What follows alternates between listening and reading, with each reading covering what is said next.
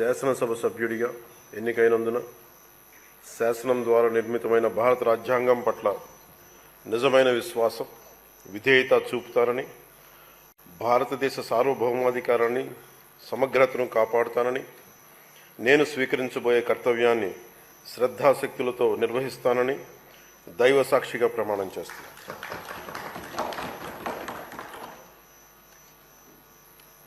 కొణిదెల పవన్ కళ్యాణ్ అని నేను ఆంధ్రప్రదేశ్